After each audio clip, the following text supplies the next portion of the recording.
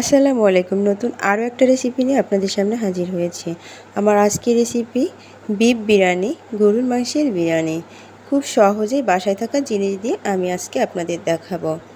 তো আমি এখানে 2 কেজি পরিমাণ গরুর মাংস নিয়েছি, আর হাড্ডি, তেল, মাংস সহ 2 কেজি পরিমাণ। দুইটা লেবুর রস করে প্রায় 3 চা চামচ লেবুর রস হয়েছে। তো টক দই যাদের বাসায় নাই, অনেক সময় সবার বাসায় টক দই থাকে না, যার কারণে অনেকে মনে করে টক দই ছাড়া বিরিয়ানি হয় না। ঠিক তা নয়, লেবুর রস দিলেও কিন্তু হয়। তো এ পর্যায়ে আমি আদা রসুন বাটা 2 চা চামচ দিয়ে নিয়েছি, আর পেঁয়াজ কুচি আমি 1 কাপ পরিমাণ দিয়ে নিলাম। তো এখন আমি 1 চা চামচ মরিচের গুঁড়া আর 1 চা চামচ ধনিয়ার গুঁড়া আর লবণ স্বাদ মতো দিয়ে নেব। তো লবণ অবশ্য আমি 2 কেজি মাংসের ভিতরে আমি 1 চা চামচ লবণ দিয়ে নিয়েছি, আর সামান্য একটু বেশি দিয়েছি। আপনারা বিরিয়ানির মশলাটা যখন ব্যবহার করবেন তখন কিন্তু লবণটা একটু দেখে নেবেন, কারণ অনেক বিরিয়ানি মশলাতে কিন্তু আবার লবণ দেওয়া থাকে। তো এরপর যে আমি টমেটো সস দিয়ে নিয়েছি 4 থেকে 5 চা চামচ পরিমাণ। তো আর যে বিরিয়ানি মশলাটা আমি প্যাকেট থাকে, তো এই রাঁধুনি বিরিয়ানি মশলার প্যাকেটের অর্ধেক মশলাটা আমি দিয়ে এটা ভালো করে মাখিয়ে নিয়েছি। আর এখন আমি পরিমাণ মতো তেল দিয়ে নিচ্ছি। পরিমাণের থেকে আমি অনেক কম তেল দিয়েছি, কারণ এই মাংসে অনেক তেল আছে, এই তেলে কিন্তু অনেকটাই রান্না হয়ে যাবে। তো এই পর্যায়ে আমি এখন ঢেকে রাখবো 1 ঘন্টা পরিমাণ। তো 1 ঘন্টা পর দেখুন মাংসে কিন্তু অনেকটাই পানি উঠে এসেছে। তো এখন আমি মাংসটা চুলায় বসিয়ে দিচ্ছি, আর এ পর্যায়ে আমি একটু সরিষার তেল দিয়ে নিচ্ছি। সরিষার তেলটা যদি আপনাদের বাসায় থাকে তাহলে দিতে পারেন, না হলে এটা অপশনাল। এই সরিষার তেলটা দিলে কিন্তু অনেক ভালো একটা ফ্লেভার আসে। আর কাঁচা পেঁয়াজটা দিয়ে আমি মাখিয়ে ঢাকা দিয়ে ঢেকে রাখছি। ঠিক এ পর্যায়ে দেখুন ঢাকা খোলার পরে পানি কতটুকু উঠে এসেছে। এই পানিটা দিয়ে আমি মাংসটা কষিয়ে নেব, বাড়তি কোনো পানি দেব না। আবার ঢাকা দিয়ে ঢেকে দিলাম। তো এ পর্যায়ে দেখতে পাচ্ছেন পানি পুরাটাই শুকিয়ে গেছে, এখন শুধু তেলটা কিন্তু ভেসে উঠেছে। এ পর্যায়ে এখন মাংসটা আমি সিদ্ধ হওয়ার জন্য পানি দিয়ে ঢাকা দিয়ে ঢেকে রাখবো।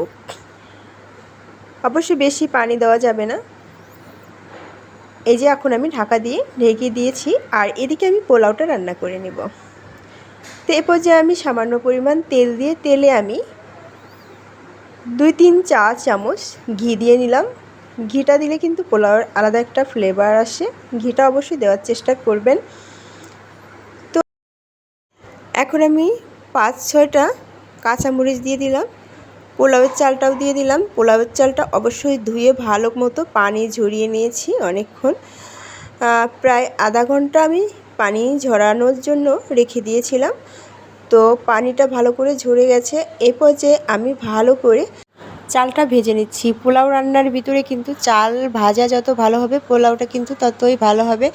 আর চাল ভাজা হবে তখন আমি অফলাইনে এটা আপনাদের দেখাতে পারি নাই, তো চালটা ফুটে উঠলেই বুঝতে পারবেন যে চালটা ভাজা হয়ে গেছে। আর এই পরিমাণে আমি পানি দিয়েছি, 3 কাপ চালে 6 কাপ পানি দিয়েছি। তো আর এখানে আমি বাকি যে মশলাটা ছিল বিরিয়ানি, সেই বিরিয়ানি মশলাটার ভিতরে দিয়ে দিলাম, আর এখন আমি ঢাকা দিয়ে ঢেকে রাখবো। এদিকে আমার মাংসটা কিন্তু হয়ে গেছে, উপরে তেল ভেসে উঠেছে। এই মাংসে কিন্তু একটু পানি রাখা যাবে না, একদম ভুনা ভুনা টাইপের হবে। মশলাটা মাংসের সাথে লেগে থাকবে, এই টাইপের করে মাংসটা রান্না করতে হবে। তো আমার মাংসটা কিন্তু হয়ে গেছে, অনেক তেল উঠে গেছে এই মাংসে। এই তেলেই কিন্তু পোলাও রান্না করা যেত।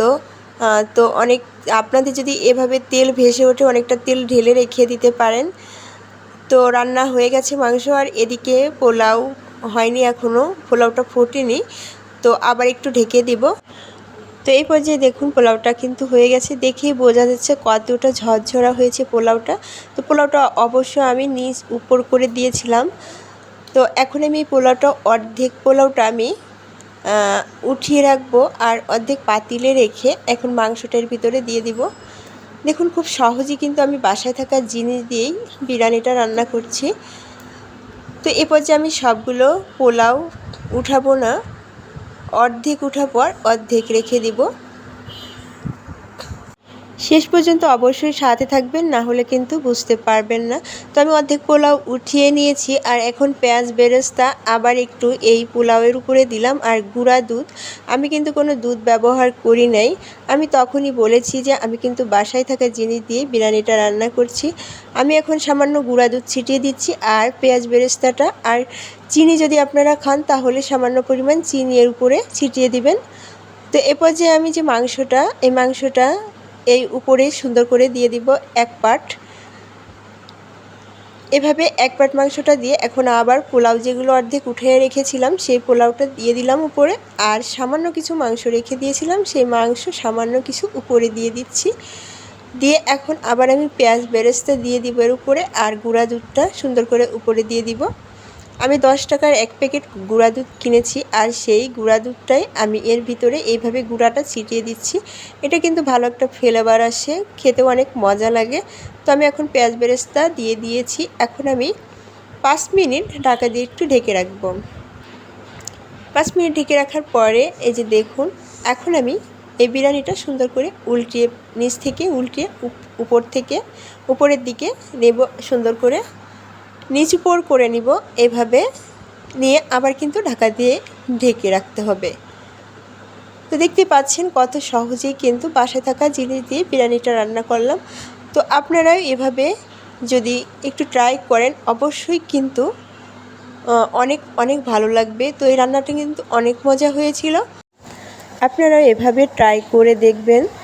আর আমার এই রেসিপিটা যদি আপনাদের কাছে এতটুকু ভালো লেগে থাকে অবশ্যই আমার পেজটাকে ফলো করে দিবেন আর আমার পাশে থাকবেন।